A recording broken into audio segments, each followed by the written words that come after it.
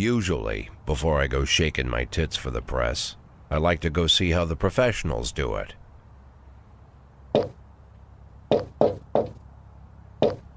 Some might say the chief of police has no business in an institution like this, but in fact it's the quietest and safest place in town. You won't run into any reporters, nobody gets into any fights, nobody drinks too much, nobody even raises their voice. The place is owned by an elderly gentleman who knows how to keep things under control. That's why I never invite my friends here. I wanted to make an exception for my 60th birthday, but most of my colleagues are young enough to be my sons, and they'd rather just hire prostitutes. Why stare at some boobs when you can take the whole package for yourself? But there's none of that in our club. Even looking too long is considered indecent. You can get an occasional glimpse, like by accident. The rest of the time you just pretend that you're immersed in conversation, or just come by for a drink. Doesn't mean these gentlemen wouldn't want their bald heads smothered in tits. It's just that nobody says it out loud. My younger colleagues might call it hypocrisy, but I call it the good old-fashioned manners. Good manners and leave the rest unsaid. She agrees to unbutton her blouse, and we agree not to pay too much attention. The girls are on a quiet prowl, too. They're looking for a way out of their cramped rooms. Maybe make friends with some wealthy patron with a pacemaker and dentures. Everybody wants something. But we have to control ourselves, or we'll all turn into libertines and prostitutes. Hell, if there weren't any rules, I'd be belching and farting, jumping up on the table, arms held high, yelling, "Shake it, baby!"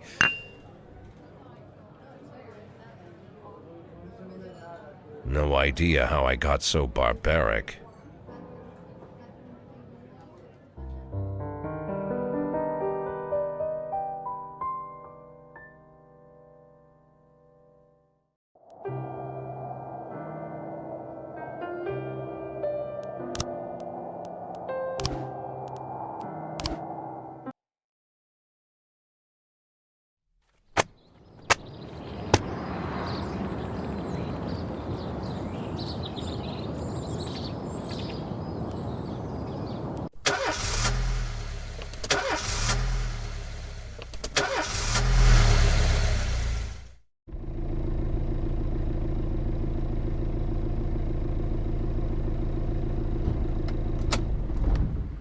When I was a kid, my father sometimes told me at bedtime that if I closed my eyes and didn't open them for a long time, all the demons would blow away.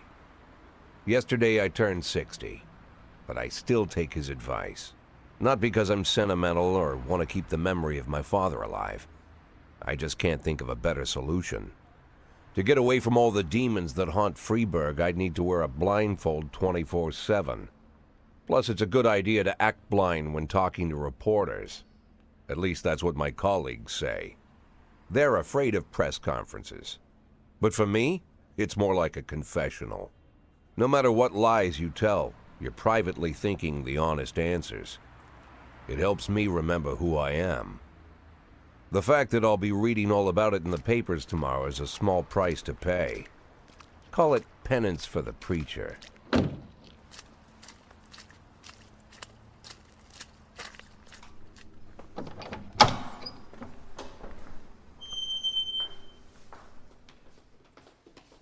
This is the first time I'm afraid of those answers my mind has given me. Not because I'm mad I'm losing my job. Though it's true, I'm mad as hell. Not because I subconsciously blame everyone else. Though I damn sure do blame them.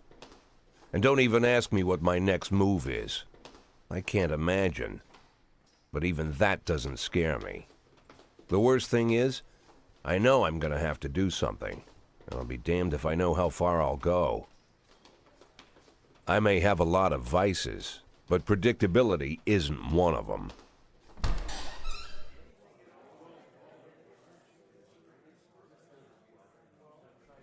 I learned a long time ago how to drive away the swarming demons. But what do you do when they're trying to rip your soul from your skin? Shutting my eyes tight as I can. The best solution remains the same. Play blind. I just hope the reporters think I was blinded by the camera flash.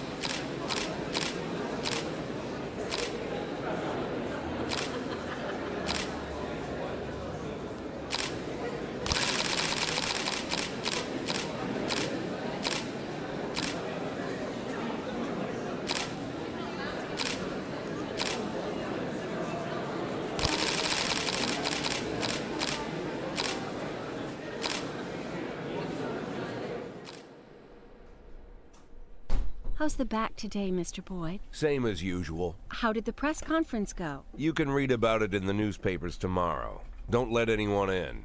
Even Mr. Kendrick? Especially Mr. Kendrick.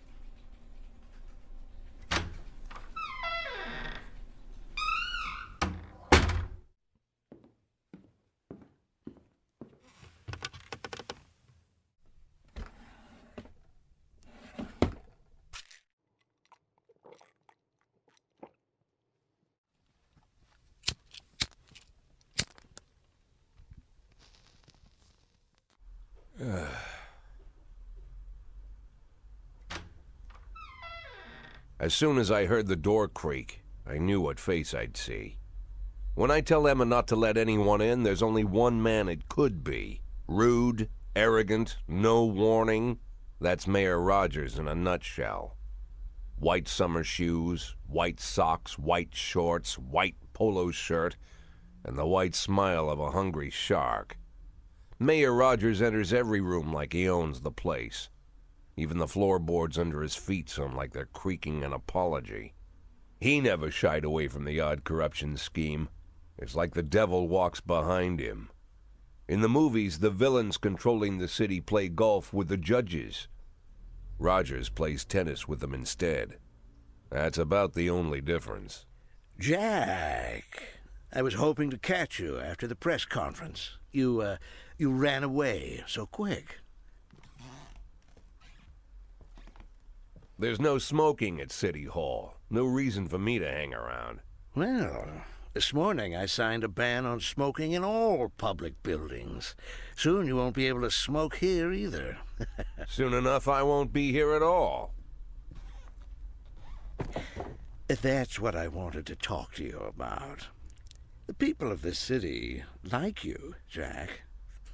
The police chief of all people. Don't betray that, Jack. Don't get wrapped up in any schemes. Sit nice and quiet for the next 180 days, and you'll be remembered as a hero. That's the only thing that you still have left. Be the hero. Then how am I supposed to scrape together a retirement fund? You had a million chances to secure a luxury pension, one that even I would have envied, although I've never set aside any money for myself. I'm not planning to retire anytime soon.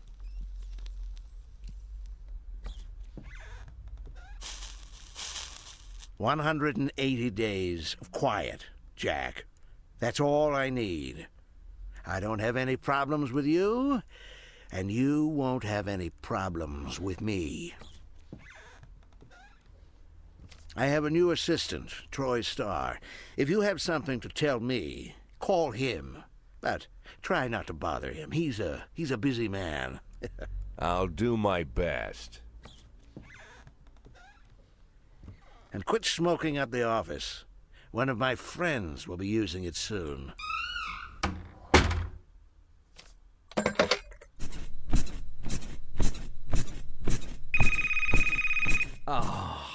I'm sorry, babe. Only the mayor has this number. Mr. Mayor? Yeah, is this Troy Star? Yes? Go fuck yourself, Troy Star.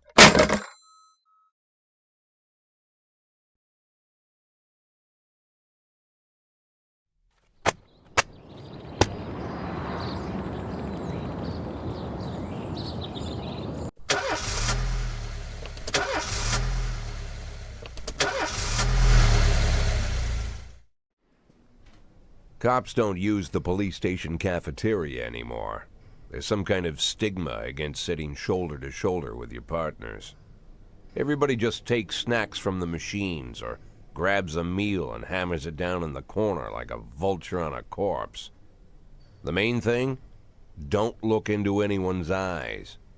Could be construed as an invitation to sit together. The only people eating here are ghosts.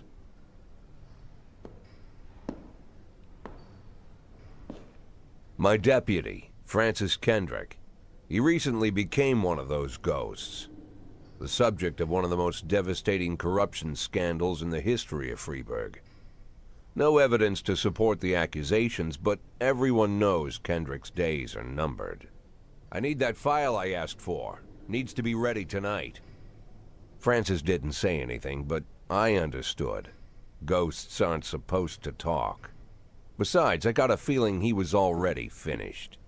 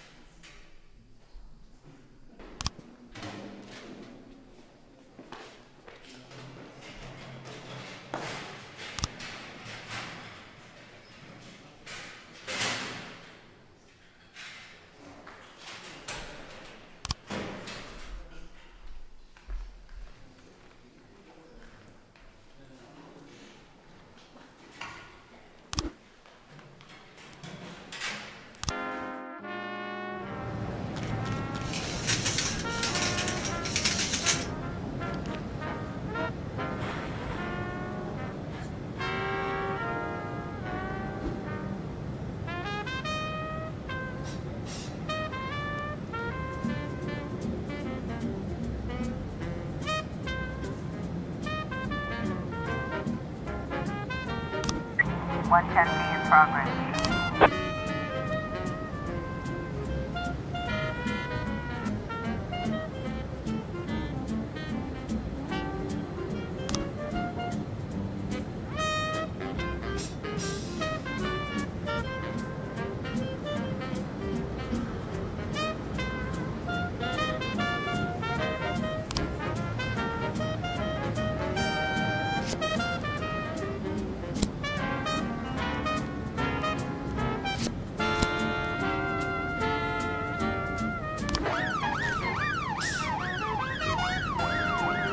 A in progress.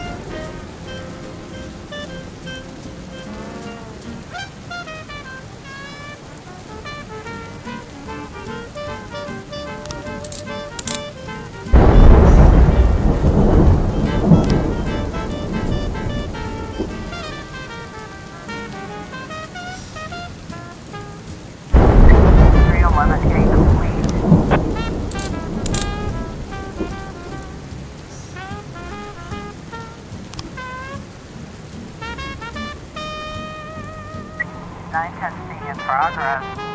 311A in progress.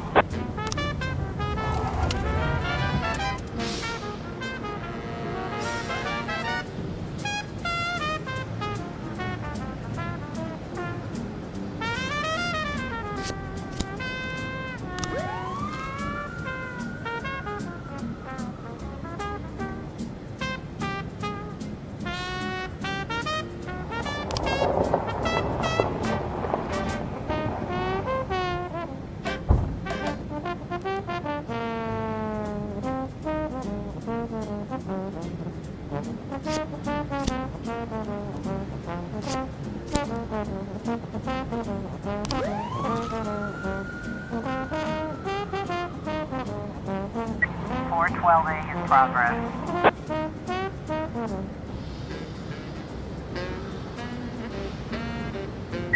.311A complete.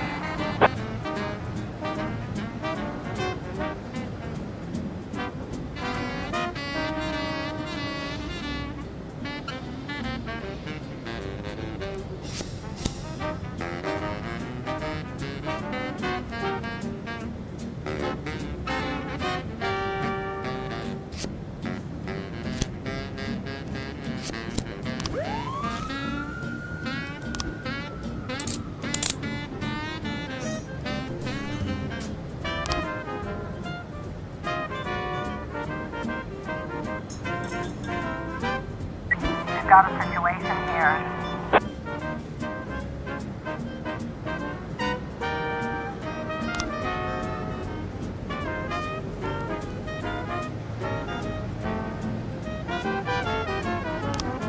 Nine testing complete.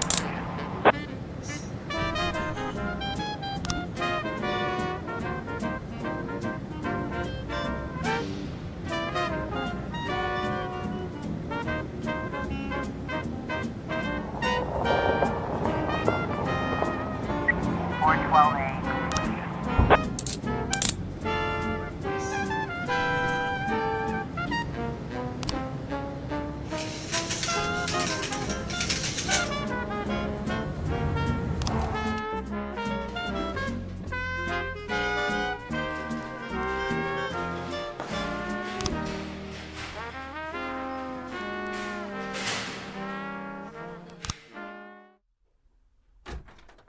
Used to be, when I asked Kendrick to stay late at the office, he liked to grumble and crack wise.